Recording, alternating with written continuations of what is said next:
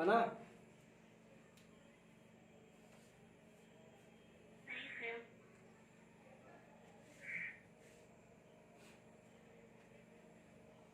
किसी से नहीं बना?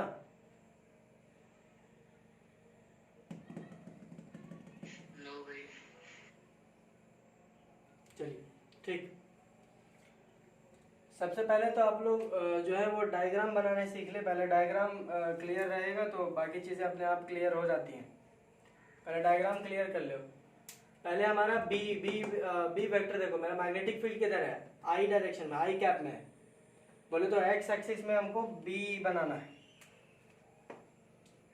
कुछ इस प्रकार से। ये मेरा बी है आई डायरेक्शन में। ये क्या होता है? ये आई कैप, ये जे कैप, और इधर अगर कर लोगे तो ये हो जाता है के कैप। या तो इधर कर लो या उधर कर लो। अंदर हमने बाहर की तरफ कर दिया, अंदर की तरफ भी कर सकते हैं, कोई इश्यूज नहीं। तो ये हमारा B not B not B not और बी नॉट है। केवल बी नहीं लिखना है, बी नॉट है, because B not I cap है। बी का वैल्यू बी नॉट है और वो भी आई डायरेक्शन में है। ठीक है, डाल दिए। अब उसके बाद देखिए कि वेलोसिटी, वेलोसिटी चार्ज का किधर जा रहा। तो एक वेलोसिटी जो है वो आई कैप में है और दूसरा वेलोसिटी वो जे कैप में है। कुछ इस प्रकार का है। मान के चलिए कि अगर आपका यहाँ पर चार्ज था तो इस डायरेक्शन में जो कि पैरेलल दे रहा है, ये है मेरा V1, और यहां से आपको एक इधर बोल रहा है J कैप में जो कि Y डायरेक्शन में, ये है V perpendicular which is V2,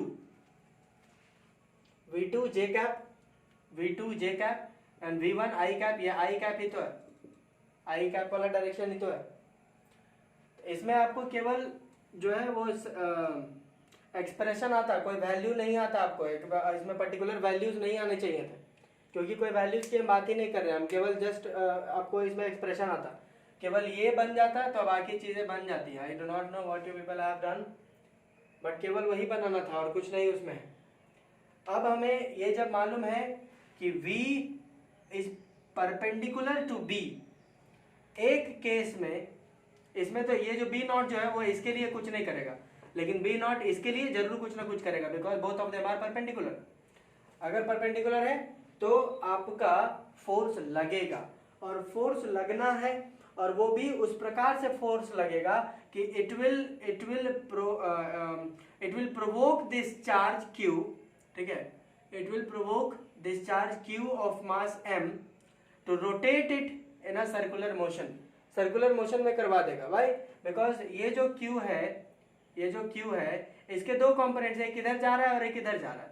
तो इसमें तो कुछ नहीं लगना, तो इसको हटाओ, केवल ये वाला बच गया। तो इसमें जो है वो Q का वेलोसिटी किधर है? उधर, और ये इधर, तो फिर परपेंडिकुलर हो गया। अब जब परपेंडिकुलर हो गया तो ये और ये परपेंडिकुलर होने के कारण यहाँ पे गोल गोल घुमा देगा इसको। अब गोल गोल जब घुमा देगा, ये वाला जो है चीज है वो गोल गोल घुमा रहा है और ये वाला आगे की तरफ धकेलेगा। इसका मतलब यह है कि ट्राजेक्टरी मुझे साफ अभी पता चल गई कि जो है वो हेलिकल ट्राजेक्टरी होगी। ट्राजेक्टरी इसकी हेलिकल होगी। ये खत्म हो गया, ये क्लियर हो गया। अब रही R, तो R for a helical case, helical हो चाहे वो भी हो, क्या फर्क पड़ रहा है?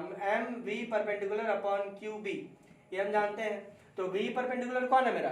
V2, तो M V2 upon Q B हो गया। इतना ही करना था, ये हो गया।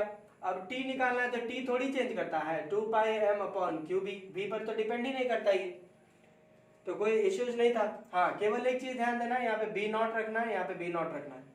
बी नॉट हमने रख लिया बिकॉज की बी की वैल्यू बी नॉट दी हुई है। उसके बाद हम बात करते हैं पिच की।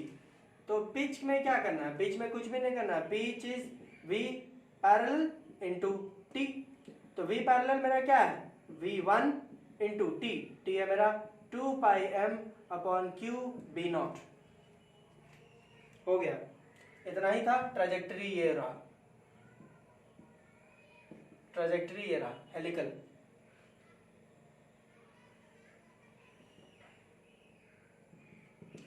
एक्सप्रेशंस के अलावा कुछ नहीं आने वाला था, बिकॉज की कोई वैल्यूज हमने दिए ही नहीं है। एक्सप्रेशन ही मात्र आना था। भैया V1 तो आई कैप के डायरेक्शन पे है वो भैया। रेडियस का वैल्यू m v2 नहीं v1 ना होगा क्योंकि v1 आई एक्स वाई एक्सिस की तरफ था। v1 आई कैप अरे सॉरी नहीं कुछ नहीं भैया ठीक है हम थोड़ा ये हो गया था एक्सप्रेशन गलत लिखे थे शायद हम।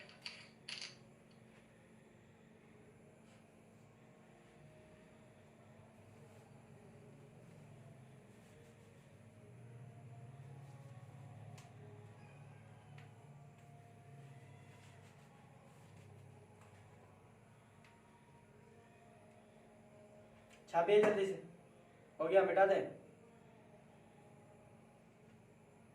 यस भैया। यस भैया।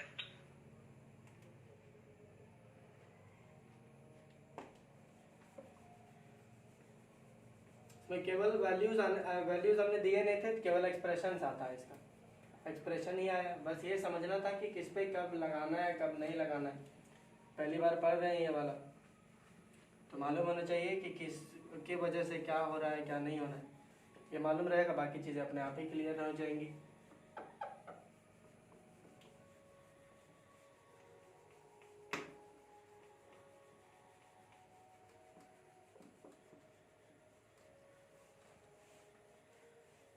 चलिए अब वैल्यूज दे देते हैं, अब निकालिए।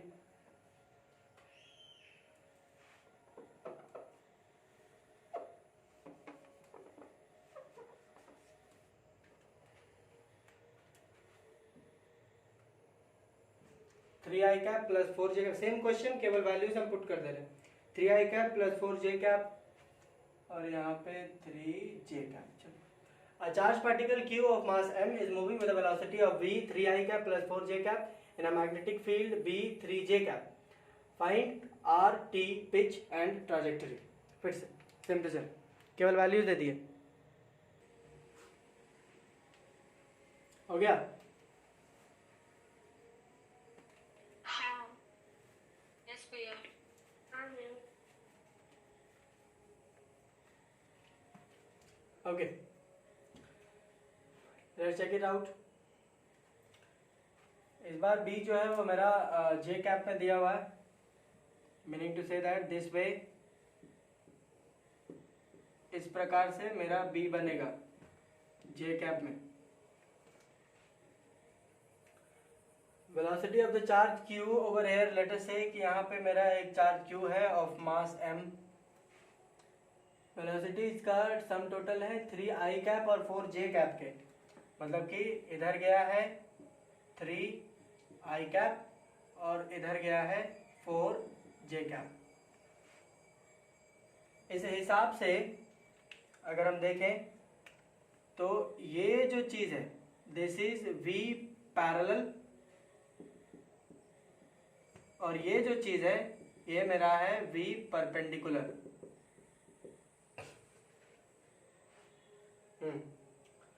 तो मैग्नेटिक फील्ड के पैरेलल में जो भी फोर्स लगता है, जो भी वेलोसिटी होती है, उसके कारण मैग्नेटिक फील्ड कोई भी फोर्स नहीं लगाता। मैग्नेटिक फोर्स इसमें लगेगा नहीं, इस वाले में, इसके कारण देयर विल बी नथिंग, यहाँ पर कुछ नहीं लगेगा। हाँ, लेकिन इसके वजह से इसमें जरूर लगेगा, because both of them are perpendicular. और जब परपेंडिकुलर है तो फिर क्लियर है कि ये सर्कुलर मोशन यहाँ पर करवाएगा, सर्कुलर मोशन, यहाँ पे सर्कुलर मोशन।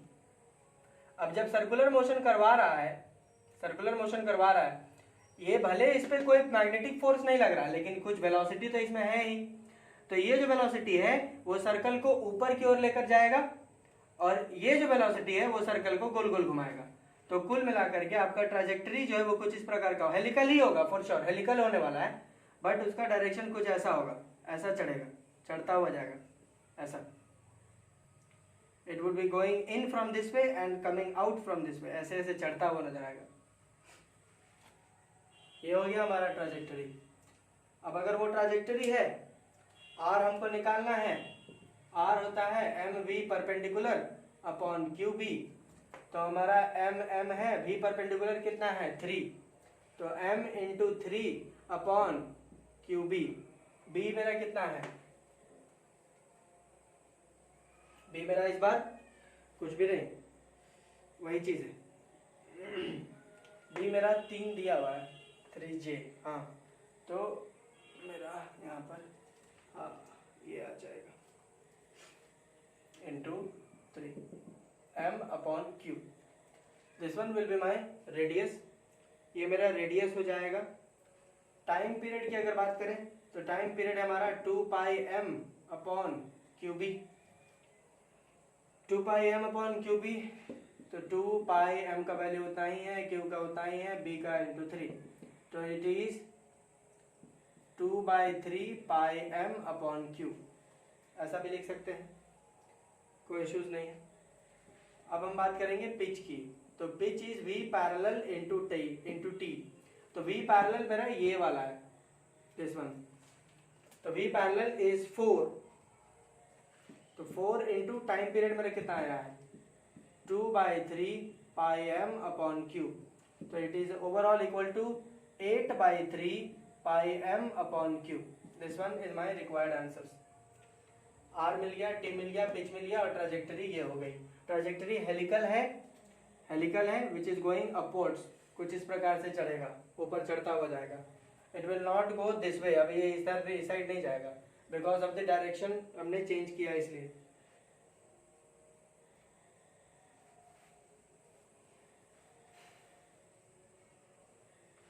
किसी को कुछ पूछना है तो वो बोल सकता है।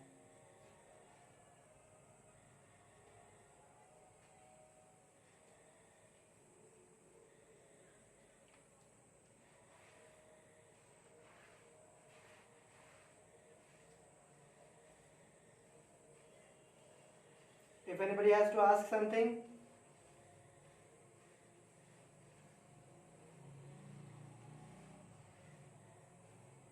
और अगर कुछ नहीं है तो फिर हम मिटाएंगे।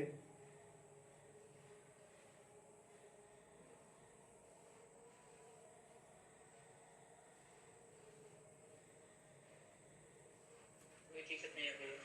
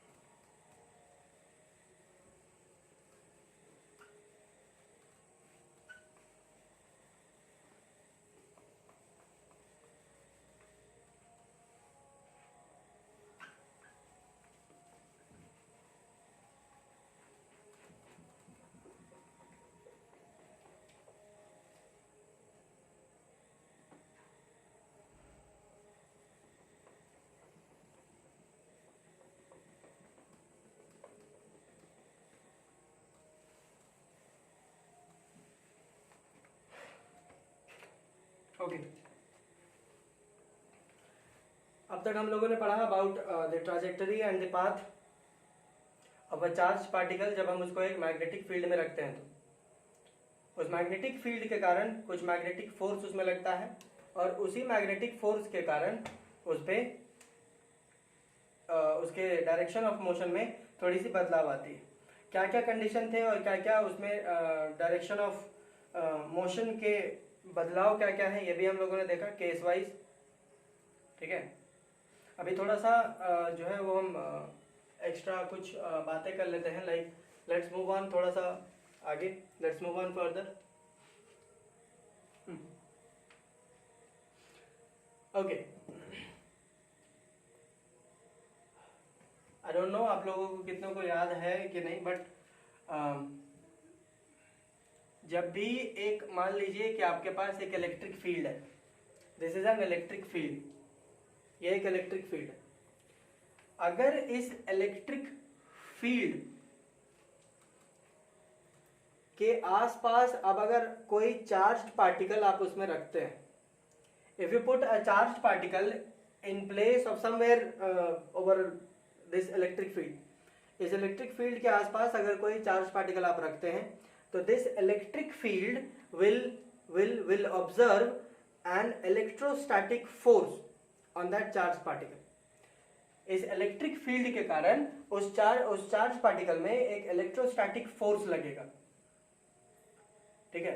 और इस इलेक्ट्रोस्टैटिक फोर्स की खास बात ये होती है कि इसको कोई फर्क नहीं पड़ता कि आपका चार्ज पार्टिकल जो है वो मोशन में है कि रेस्ट में, वो रेस्ट वाले पे भी लगाएगा और मोशन वाले पे भी लगाएगा। इट डजंट मैटर कि वो कैसा है कैसा नहीं, उसने कहा लगाएंगे तो लगा देगा। तो अगर आपने एक चार्ज पार्टिकल रख दिया यहाँ पे Q इस इलेक्ट्रिक फील्ड के सामने, तो it will exert an electrostatic force. ये जो है वो इलेक्ट्रोस्टैटिक फोर्स इसमें लगाएगा, electrostatic force. Okay, electrostatic force लगाया, बहुत अच्छी बात है। ये जो इलेक्ट्रोस्टैटिक फोर्स है वो रेस्ट वालों पर भी लगाएगा और मोशन वाले ऑब्जेक्ट्स में भी या मोशन वाले चार्ज में भी लगाएगा। ये भेदभाव नहीं करता कि कौन मोशन में है और कौन रेस्ट में है, ये बोला लगाएंगे तो लगाता है, मोशन वाले को भी और रेस्ट वाले को भी, कोई इसको इश्यूज नहीं है। हाँ, खास बात इसमें एक और ये जानने वाली बात होती है कि ये जो इलेक्ट्रोस्टैटिक फोर्स है ये उसी डायरेक्शन में लगाता है जिस डायरेक्शन में इलेक्ट्रिक फील्ड होता है। Electrostatic force is applied to the same direction upon which the electric field is acting. Electric field जिस डायरेक्शन में काम कर रहा होता है, इलेक्ट्रोस्टैटिक फोर्स भी वो अपने कारण उसी डायरेक्शन में लगाता है। मीनिंग टू से दैट कि अगर इस पॉइंट चार्ज Q में इस इलेक्ट्रिक फील्ड की वजह से इसमें अगर इलेक्ट्रोस्टैटिक फोर्स अगर लग रहा होगा तो it would be moving this way only, वो इसी तरफ जा रहा होगा। इस फोर्स के कारण अगर ये मोशन में आएगा तो ये इधर ही जाएगा। व्हाई? बिकॉज ये जो फोर्स है वो इसी डायरेक्शन में लग रहा होगा। व्हाई?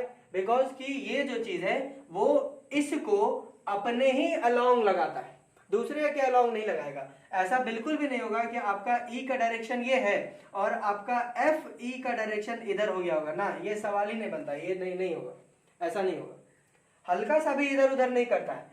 अगर जिस डायरेक्शन में आप इलेक्ट्रिक फील्ड बनाए हैं उसी डायरेक्शन में आपका इलेक्ट्रोस्टैटिक फोर्स लगेगा। इतना हमने इलेक्ट्रोस्टैटिक चार्जेस वगैरह में हमने पढ़ा, बताया गया आपको। ये भी बताया आपको कि electrostatic force is equals to QE, ये electric field vector quantity QE। ये एक्सप्रेशन जो है वो हमने फर्स्ट चैप्टर में ही पढ़ा, इलेक्ट्रोस्टैटिक फोर्स।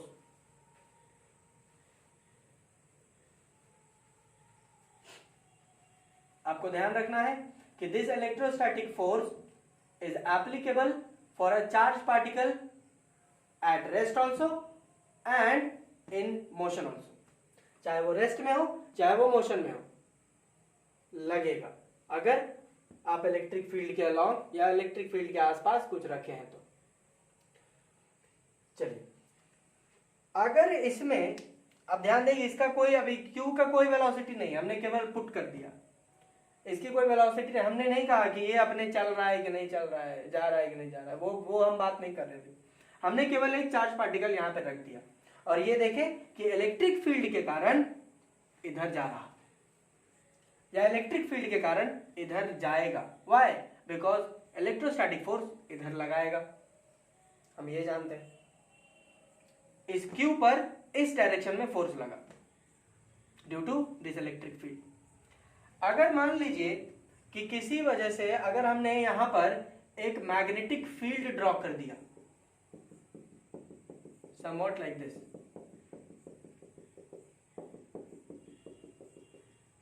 और ये क्रॉस हमें ये बताता है कि मैग्नेटिक फील्ड जो है वो इनसाइड है, अंदर की तरफ है। B इज इनवर्ड्स, अंदर की तरफ है, अंदर। B हमारा इनवर्ड्स की तरफ है।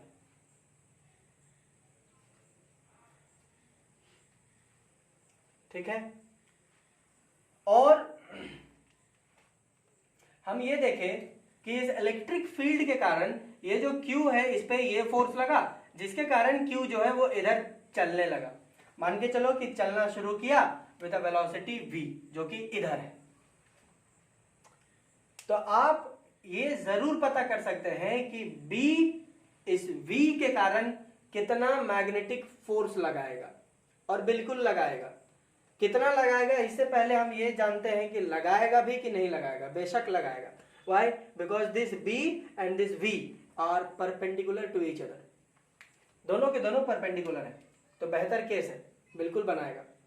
तो आप देखें क्या डायरेक्शन में लगाएगा, तो B अंदर, V आपका उस साइड, हमने ऐसे किया, ऐसे कर लिया, और ऊपर पाम हमारा ऊपर जा रहा, विच मीन्स दैट कि ये जो Q है इसको ऊपर की तरफ में मैग्नेटिक फोर्स लगेगा। डायग्राम क्लियर है इतना?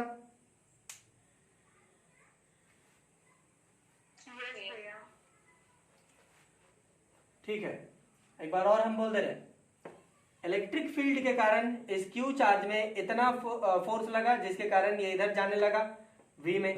फिर हम देखें कि इस इलेक्ट्रिक फील्ड के साथ साथ इसमें मैग्नेटिक फील्ड भी है, और ये मैग्नेटिक फील्ड जो है वो परपेंडिकुलर हो रहा है V के।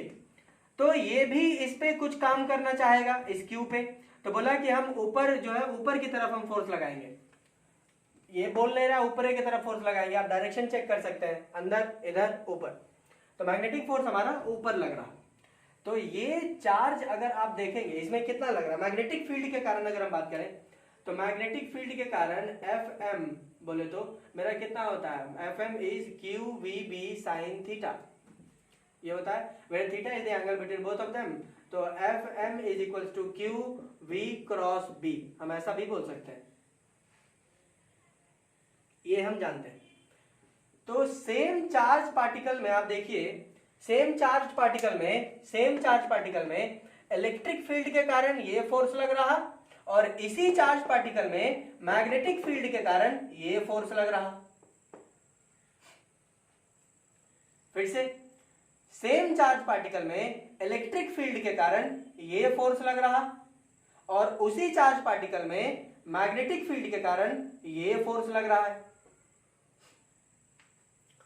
तो ये वाली जो फोर्स है इसको बोल रही है इधर जाओ, और ये वाली जो फोर्स है इसको बोल रही है ऊपर जाओ। किधर जाए बेचारी, तो किधर जाए ये हम बाद में डिसाइड करेंगे। फिलहाल हम ये देख रहे हैं कि ये जो Q है, ये जो चार्ज है, उस पे दो फील्ड्स की वजह से दो फोर्सेस लग रहे हैं, और दो फोर्सेस लग रहे हैं। तो किसी कारणवश अगर हम ये निकालना चाहें कि what is the F net which is acting on that object, or sorry on this charge, F net on charge Q, अगर हम बात करें F net on charge Q, F net on charge Q कितना होगा, electrostatic force plus magnetic force, दोनों को sum up करेंगे तो मेरा F net आएगा इस चार्ज Q पे, ये वैल्यू देगा मेरे को F net का। बोले तो इसमें कितना फोर्स काम कर रहा है दोनों जोड़ करके, तो दोनों जोड़ करके जो फोर्स काम कर रहा होता है, दोनों जोड़ करके फोर्स जो काम कर रहा होता है, ये दोनों फोर्स कब आते हैं, ये दोनों फोर्स तब आते हैं जब आप एक चार्ज पार्टिकल को इलेक्ट्रिक फील्ड में रखें और मैग्नेटिक फील्ड, दोनों उस फील्ड में आपको काम कर रहे हो। बोले तो इलेक्ट्रोमैग्नेटिक फील्ड हो, अगर आप एक चार्ज पार्टिकल को इलेक्ट्रोमैग्नेटिक फील्ड में रखते हैं जिसके कारण इलेक्ट्रिक फील्ड की वजह से भी उसमें इलेक्ट्रोस्टैटिक फोर्स लग रहा होगा, और मैग्नेटिक फील्ड की वजह से भी उसमें मैग्नेटिक फोर्स लग रहा होगा, तो नेट फोर्स जो उसमें काम कर रहा होता है, नेट फोर्स जो उसमें काम कर रहा होता है, इस नेट फोर्स को हम कहते हैं लॉरेंट्ज फोर्स।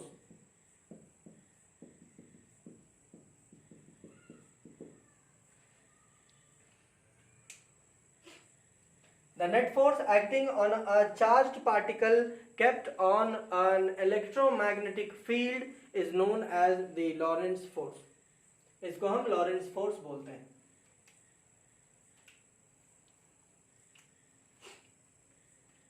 इसके वैल्यू सब्स्टिट्यूट करके अगर देखें तो इसके वैल्यू सब्स्टिट्यूट करने के बाद आएगा F net on charge Q would be equals to q e vector plus q v cross b. This one is my net charge which is acting on the charge q, which is kept in an electromagnetic field.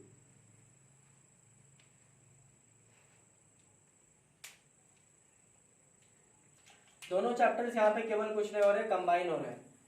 Electric field भी है और magnetic field भी है. Electric field भी उस पर force लगाएगा और मैग्नेटिक फील्ड भी उसमें फोर्स लगाएगा. तो टोटल फोर्स कितना काम कर रहा है, तो जो टोटल फोर्स उसमें काम कर रहा होगा उसी को हम कहते हैं Lorentz force. As simple as that. इससे ये सबसे सिंपल.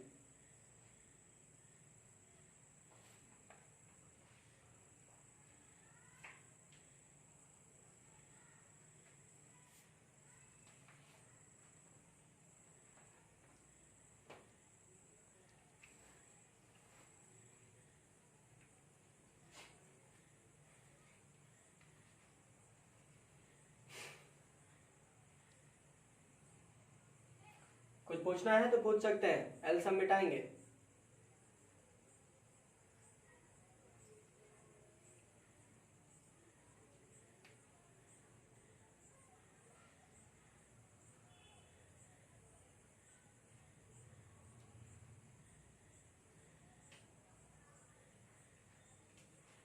नहीं पूछना है.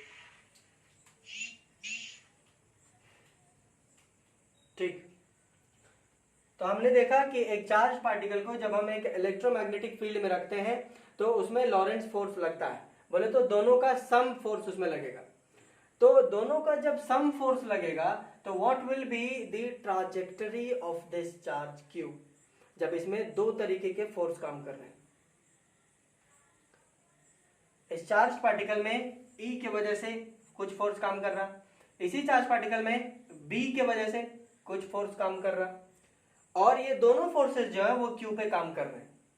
तो इस Q फोर्स के कारण ये दोनों नेट फोर्स के कारण इस Q की ट्राजेक्टरी क्या होगी, क्या पाथ ये फॉलो करेगा, what will be the path which it will follow, हम ये जानने की कोशिश करेंगे.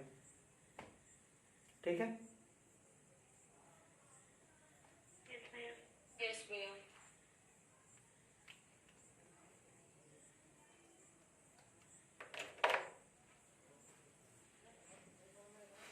स्क्रीनशॉट ले लिए थे. Yes, भैया. Yes, भैया.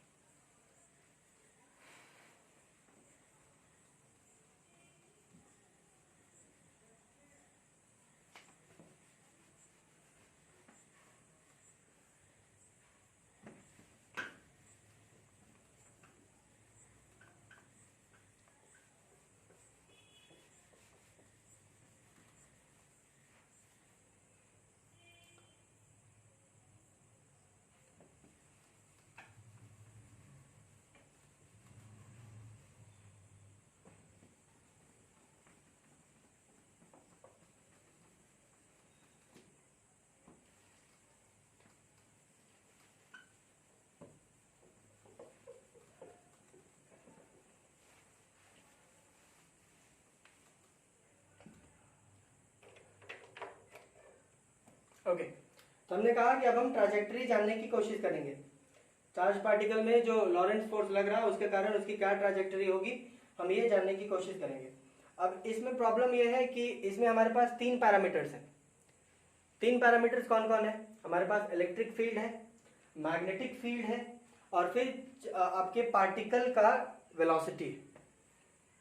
ये तीन चीजें. इलेक्ट्रिक फील्ड की वजह से इलेक्ट्रोस्टैटिक फोर्स लगेगा, मैग्नेटिक फील्ड की वजह से मैग्नेटिक फोर्स लगेगा, और खुद आपका जो चार्ज पार्टिकल है वो क्या वेलोसिटी शो कर रहा, ये भी. तो ये तीन पैरामीटर्स हैं. अब जब तीन पैरामीटर्स हो गए हैं तो अब हम तीनों को कांस्टेंट मान लें, ऐसा भी नहीं हो सकता, बिकॉज की कंडीशंस हमेशा हम कांस्टेंट मान लें, हमेशा उसको अपने अनुरूप लेकर के चलेंगे, वैसे नहीं हो सकता है. तो कभी ये ऐसे हो जाएगा, कभी ये ऐसे हो जाएगा, कभी ये हो जाएगा. तीन चीज हमारे पास, तीन में से कभी भी कोई भी बदल जाएगा. तो हमारा वैल्यू जो है वो टोटल कुल मिलाकर के बदल जाएगा। तो इस कंडीशन में अगर आप देखेंगे तो हमारे पास 3 पैरामीटर है, तो तीनों एक साथ एक जगह रहे ये मुमकिन नहीं है। तो अब हम अगर केस वाइज करके अगर हम डिसाइड करें कि इस केस में क्या होगा, इस केस में क्या होगा, उस केस में क्या होगा, अगर हम केसेस वाइज डिवाइड कर दें अगर सिचुएशंस को, तब भी बहुत सारे केसेस बन जाते हैं। बट लकीली हमें बहुत सारे केसेस नहीं पढ़ने हैं, हमारा सिलेबस कुछ ही में सिमटा हुआ है, बहुत ज्यादा सिलेबस नहीं। ठीक है, तो हम आपको केवल 2 केसेस बताएंगे और वही हमारे सिलेबस में है। ऑल्दो अगर आप देखेंगे तो बहुत सारे केसेस पॉसिबल हो जाते हैं, बहुत सारे।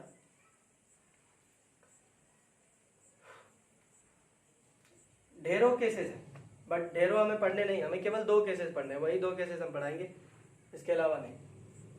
ठीक है, ओके।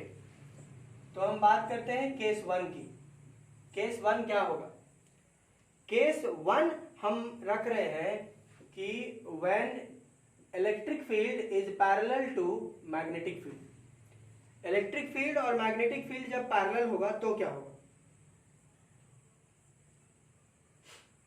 इलेक्ट्रिक फील्ड और मैग्नेटिक फील्ड जब पैरेलल होगा तो क्या होगा?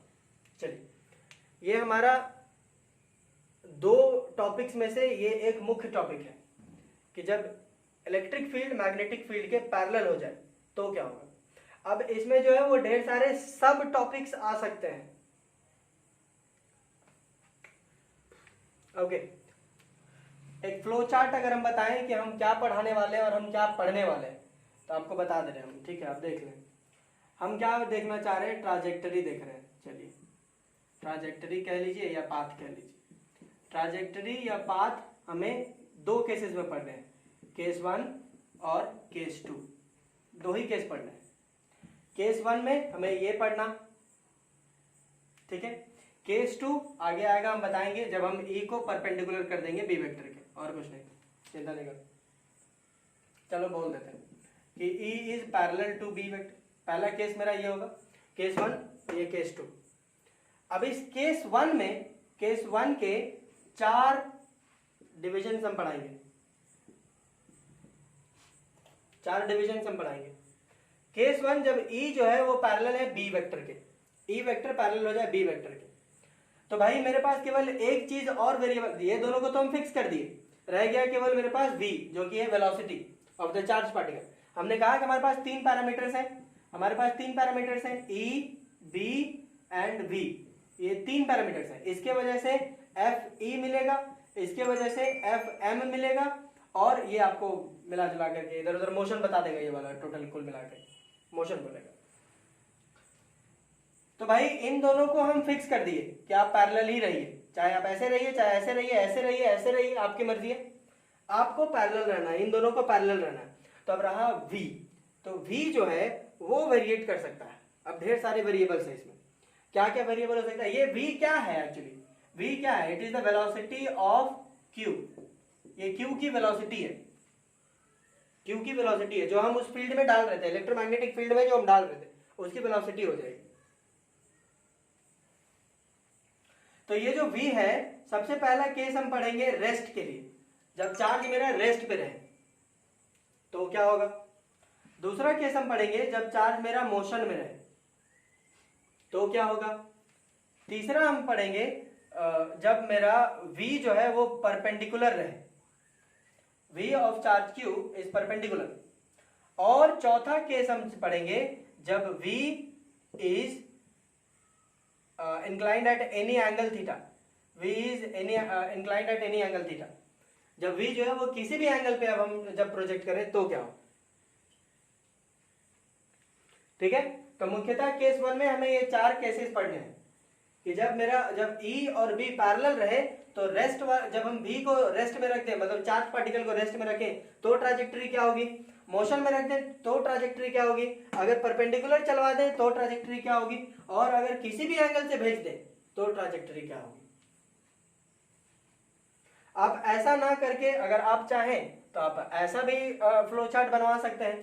फ्लो चार्ट आप ऐसा भी बनवा सकते हो कि केस 1 हो गया, केस 1 के 2 भाग, केस 1 के 2 भाग, पहला रेस्ट में और दूसरा मोशन में। अब मोशन के 2 भाग, पहला परपेंडिकुलर मोशन करवा देंगे और दूसरा हम एनी एंगल थीटा से मोशन करवा देंगे। इसमें आप ध्यान रखें कि ये और ये मोशन में ही रहेगा। आप चाहें तो क्लासिफिकेशन या जो आपका फ्लो चार्ट है वो कुछ इस तरीके से भी आप देख सकते हैं, कोई इश्यूज नहीं है। मेरे हिसाब से ये ज्यादा क्लियर है।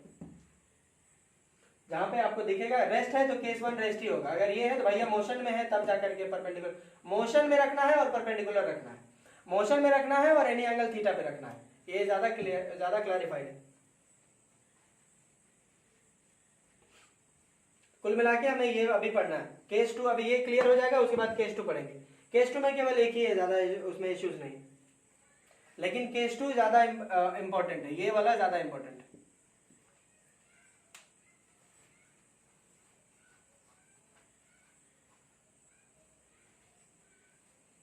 चलिए जिसको लेना है ले सकते हैं, मिटाएंगे हम।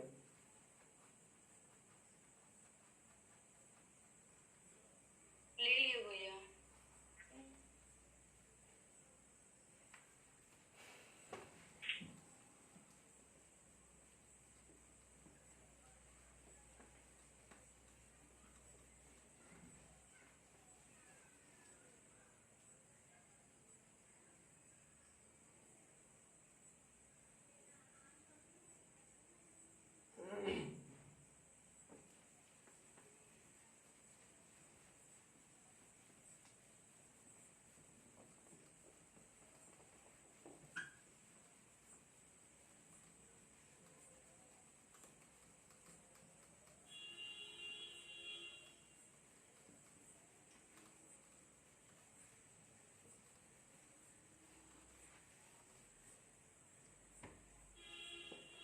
चलिए तो केस 1 हमारा जो है when E is parallel to B, when E vector is parallel to B vector का पहला सब केस लेते हैं।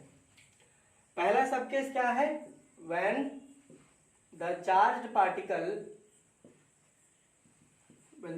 Particle is at rest initially भी हम ऐड कर दिए हैं, बिकॉज की मैग्नेटिक फील्ड इलेक्ट्रिक फील्ड लगने के बाद वो तो मूव करने लगेगा, इसलिए हम शुरुआत में ऐसा नहीं किए। चलिए ये हमारा पहला सब हेडिंग। तो कंडीशन कुछ इस प्रकार से है कि ये मेरा E है, E वेक्टर उधर और B वेक्टर भी इधर ही जाना है। Why? Because I have kept both of them parallel, हमने पैरेलल ड्रॉ कर दिया।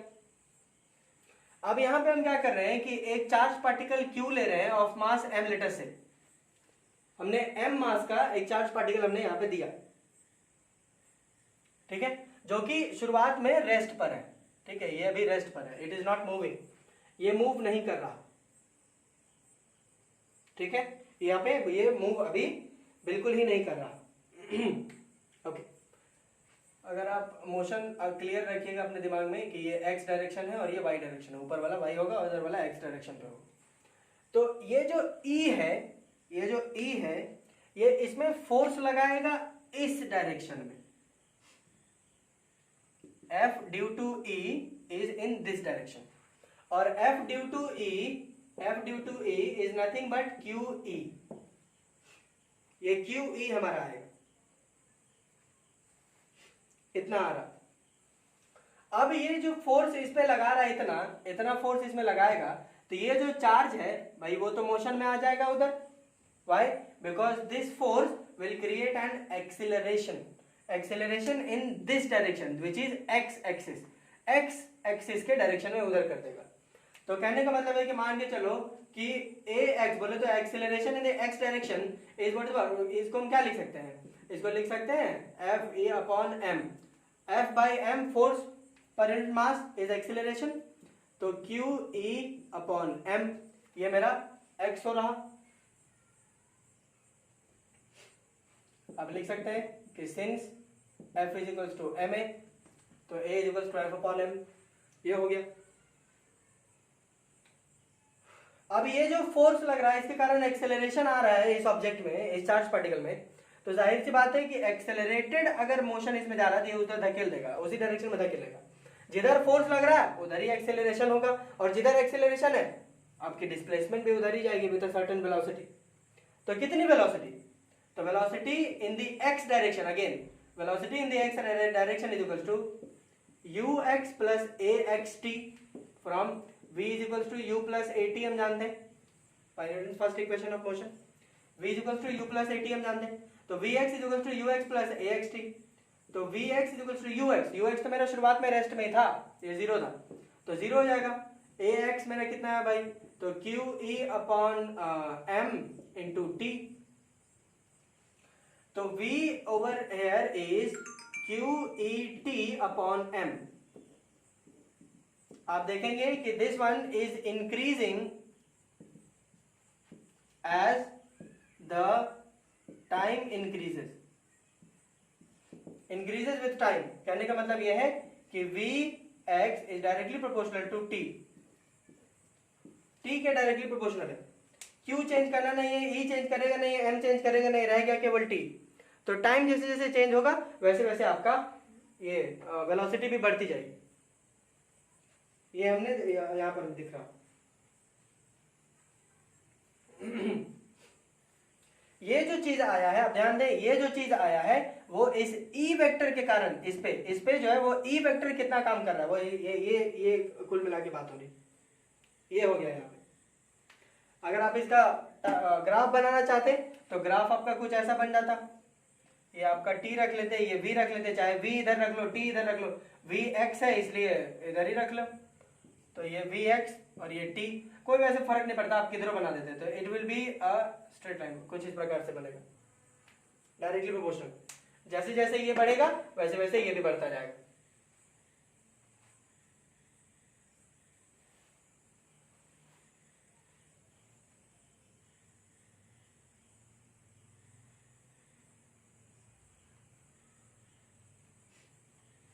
कुछ पूछना है तो बोल सकते हैं, एल्स हम मिटाएंगे।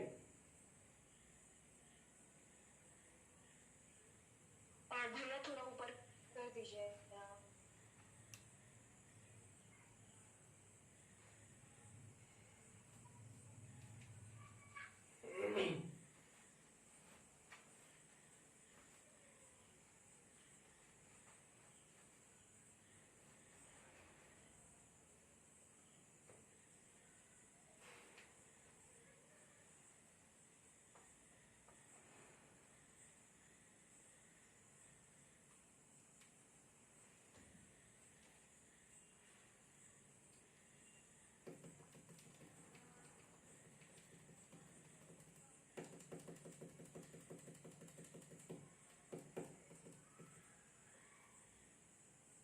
कुछ पूछना है, एनी क्वेश्चंस? कुछ क्वेश्चन है तो बोले, अदरवाइज हम मिटाएंगे, स्क्रीनशॉट ले लें।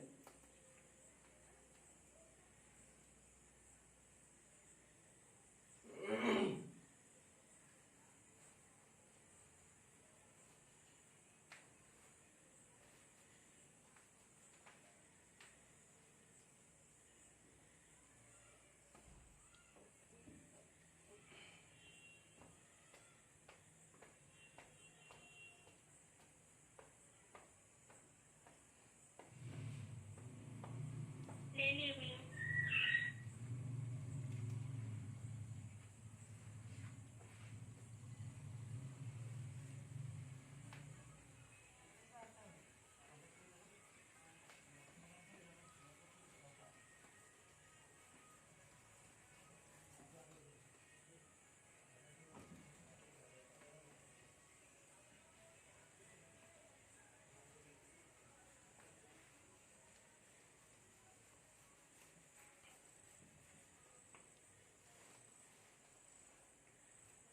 ओके, तो कहानी अभी हम लोग इतना जाने हैं कि जब रेस्ट पे था तो बी तो कोई काम करने वाला था नहीं इस पे, क्योंकि रेस्ट वाले चार्ज पे ये काम ही नहीं करता।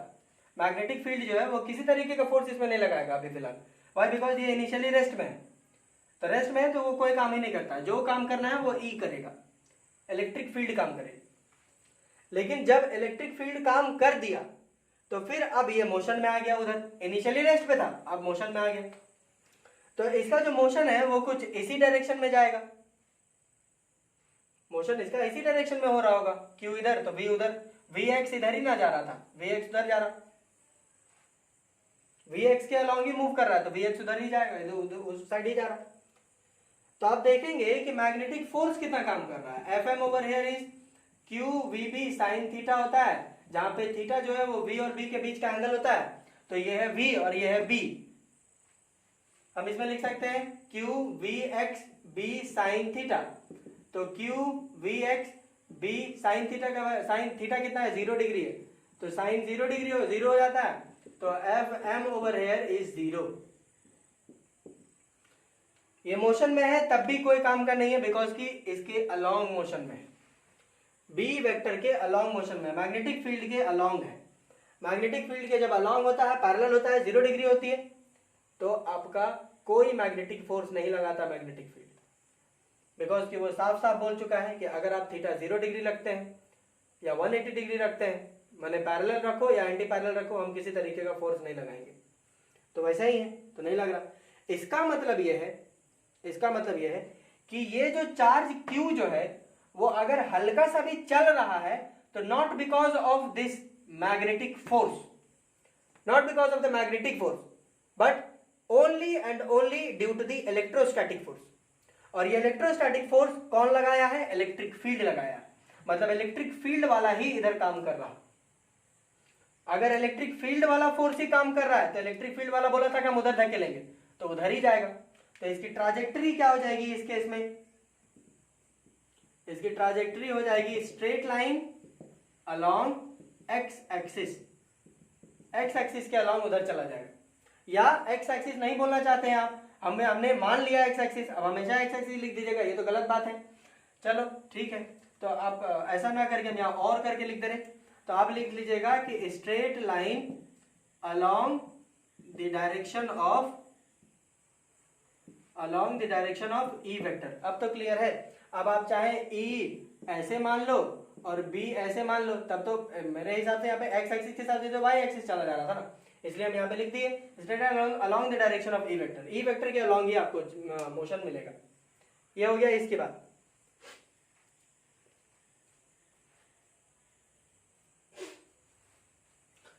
ओके, इतना हम जब हम बात कर लिए तो थोड़ी सी और, भाई इलेक्ट्रिक फील्ड हो गया, मैग्नेटिक फील्ड हो गया, लॉरेंट्ज फोर्स कहां से आया? इलेक्ट्रोस्टैटिक फोर्स देख लिए, मैग्नेटिक फोर्स देख लिए, लॉरेंट्ज फोर्स तो देखे ही नहीं। चलिए ठीक है, लॉरेंट्ज फोर्स देख लेते हैं। तो लॉरेंट्ज फोर्स होता है एफ नेट। तो एफ नेट होगा मेरा F due to E plus F due to M. तो एफ ड्यू टू ई मेरा कुछ ना कुछ आएगा, लेकिन ये 0 है। F due to M is 0। इसका मतलब यह है कि एफ नेट जो है वो एफ ई के बराबर ही है। मीनिंग टू से दैट कि इस केस में, इस पर्टिकुलर केस में हमारा लॉरेंट्ज फोर्स और कोई नहीं बल्कि इलेक्ट्रोस्टैटिक फोर्स ही है। इलेक्ट्रोस्टैटिक फोर्स ही लॉरेंट्ज फोर्स का काम कर रहा है। व्हाई? बिकॉज मैग्नेटिक फील्ड हमारा 0 हो गया, I mean sorry, magnetic force हमारा 0 हो गया। मैग्नेटिक फोर्स 0 है तो what you will add up to it, कुछ भी ऐड करो 0 के साथ सेम नंबर आपको आएगा। तो इस केस में आप बोल सकते हैं कि क्या, कभी आपको क्वेश्चन पूछ दिया सकता है कि क्या केवल इलेक्ट्रिक फील्ड को या केवल इलेक्ट्रोस्टैटिक फोर्स को हम लॉरेंट्ज फोर्स बोल सकते हैं कि नहीं? तो हाँ, जवाब है हाँ, बिल्कुल बिल्कुल बोल सकते हैं।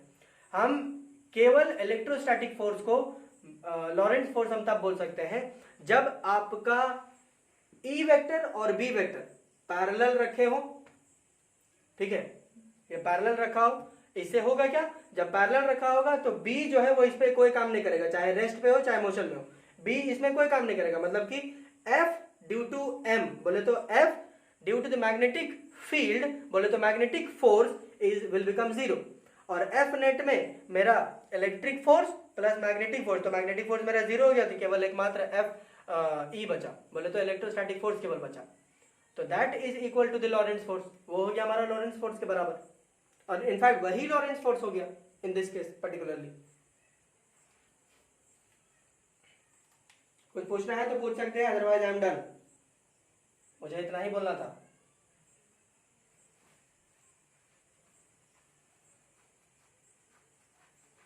यहां लिख देते हैं, in this case Lorentz force is equal to the electric force लिख लीजिए, चाहे इलेक्ट्रोस्टैटिक फोर्स लिख लेना, कोई इश्यूज नहीं।